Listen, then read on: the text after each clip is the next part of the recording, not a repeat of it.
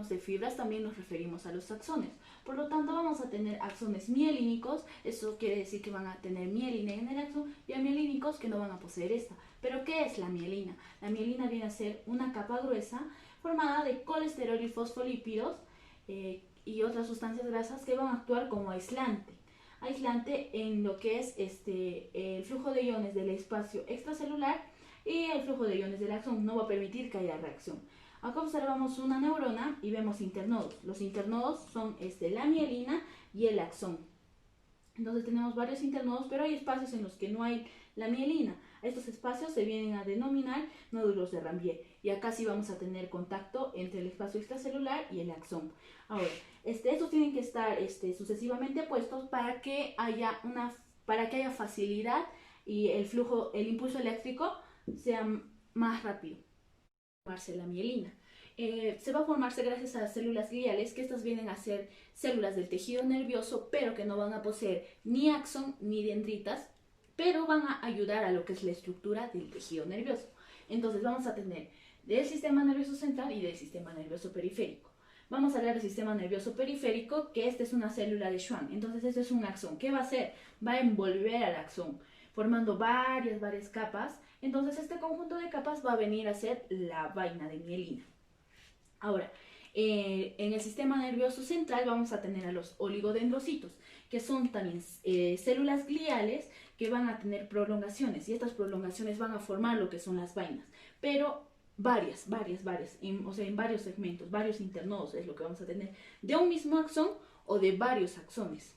Ahora, la desmielinización causa una enfermedad que es la esclerosis múltiple, que no permite la... El impulso nervioso no se transmite con la misma velocidad en todas las neuronas. Esto va a depender de la mielina. Esta mielina va a impedir el paso del impulso nervioso y hace que éstas tengan que saltar entre los espacios sin la vaina de mielina. Estos espacios sin la vaina de mielina se denominan los nódulos de Ranvier. A este tipo de propagación del impulso nervioso se le va a conocer como la conducción saltatoria. Bueno, si nuestro potencial de acción se origina en esta zona, el potencial va a seguir el axón hasta los nódulos de Ranvier, donde va a haber el ingreso de sodio y la salida de potasio. Esto va a causar la potenciación del potencial de acción. Ya. ¿Por qué va a ser útil? Bueno, esto va a ser útil porque la velocidad de transmisión nerviosa en las fibras mielinizadas van a ser hasta 50 veces más. Además de que no se va a perder iones, ya que en las zonas mielinizadas no va a haber intercambio. Entonces, la pérdida iónica va a ser 100 veces menor. Entonces, esto quiere decir que vamos a necesitar menos metabolismo y se va a gastar menor energía para regenerar las concentraciones del exterior y el interior de las fibras después de un potencial de acción. Equilibrio dinámico de Gibbs-Dunham. Para entender este equilibrio es necesario comprender que la célula no tiene carga. En la célula existen moléculas como las proteínas, el bicarbonato y el fosfato que tienen carga negativa. Estas son moléculas no difusibles, es decir, que no pueden pasar de un lugar a otro, ya sea por su tamaño o por su carga. En nuestro compartimiento B vemos que existe carga negativa. Esto va a atraer por la gradiente de electroquímica a la carga positiva que está en nuestro compartimiento A. Esta carga positiva se encuentra en las moléculas que son difusibles, es decir, en el potasio y en el sodio que tienen carga positiva. Ahora vemos que nuestro compartimiento A se quedó negativo y las moléculas que tienen carga positiva van a pasar de la célula hacia el plasma equilibrando.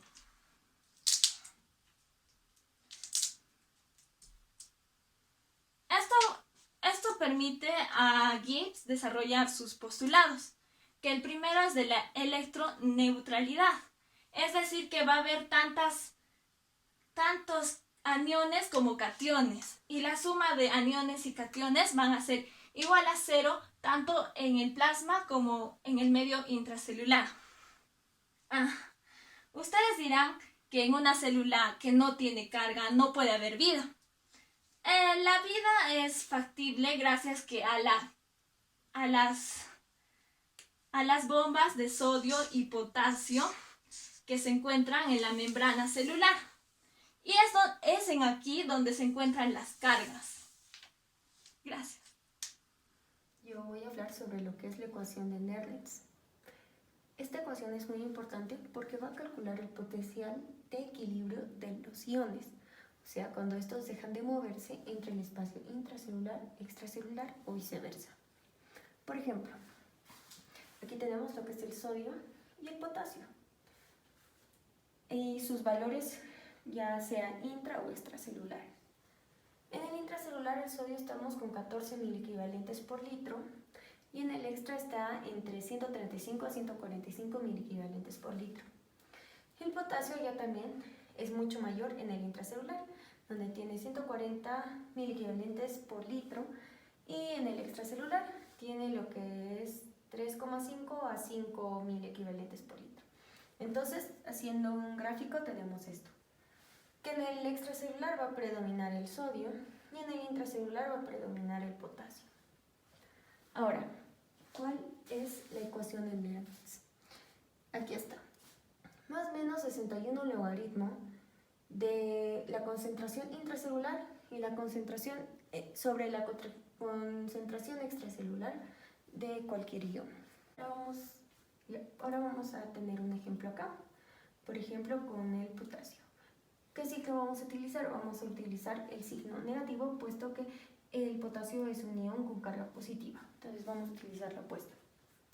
Menos 61 logaritmo de la concentración intracelular de 140 sobre la concentración extracelular. Y en este caso le vamos a poner un 4. Y después tenemos que menos 61 logaritmo de 140 entre 4, 35.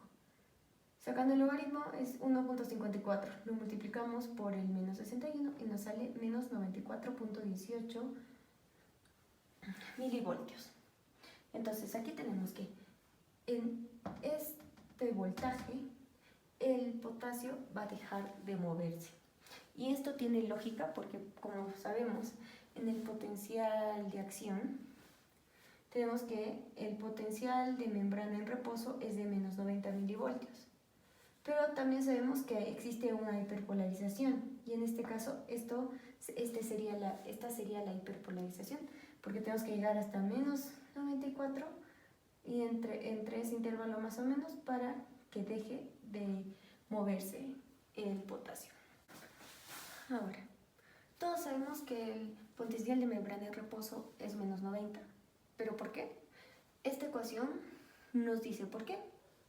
Ahora, algo importante que tenemos que saber es que el potasio va a determinar el potencial de membrana en reposo, ya que este es el cation más importante y más abundante en la parte intracelular. Aquí tenemos una simulación de una celulita y tenemos que aquí está la membrana celular. Aquí tenemos que en la parte intracelular tenemos sodio, potasio y las proteínas, que ya nos van a dar la carga negativa. Como sabemos, las proteínas son el anión más importante en la parte intracelular. Y bueno, en la parte extracelular tenemos lo que es el sodio y el potasio. Aquí tenemos una bomba, que es la bomba sodio-potasio, que sabemos que esta saca 3 sodios y mete 2 potasios. Como aquí, sacó 3 sodios, metió 2 potasios. La parte intracelular está perdiendo una carga negativa, porque saca 3, pero solo recibe 2. Y gracias a eso es que el espacio intracelular se hace más negativo. Pero esto solo es poco porque solo es un ion de diferencia.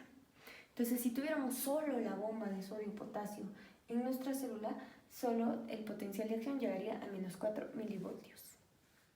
Por esta razón es que necesitamos al canal de fuga de potasio. Este va a ser un canal que solo se va a encargar de sacar potasio. Así que mientras por la bomba sodio-potasio entra potasio, por este canal va a salir más potasio del que entra. Gracias a esto es que nuestra membrana se va a despolarizar hasta un menos 86 milivoltios. ¿Sí? ¿Y por qué es que sale tanto potasio? Solo por lo que es la gradiente de concentración. Como vemos aquí, hay más potasio en la parte intracelular. Entonces este canal se va a encargar de igualar esto. Entonces, tenemos menos 86 milivoltios del canal de fuga de potasio, más los menos 4 milivoltios del solo de la bomba de sodio-potasio, y así vamos a tener los menos 90 milivoltios. Muy buen día, doctora y compañeros. Yo le voy a explicarles lo que es el mecanismo de acción para el paso del impulso nervioso a través de una fibra nerviosa. Aquí tenemos a una fibra nerviosa esquemática claramente que tiene cargas negativas dentro de ella. Estas cargas negativas para pasar el impulso nervioso necesitan volverse positivas, necesitan despolarizarse porque ahorita están polarizadas.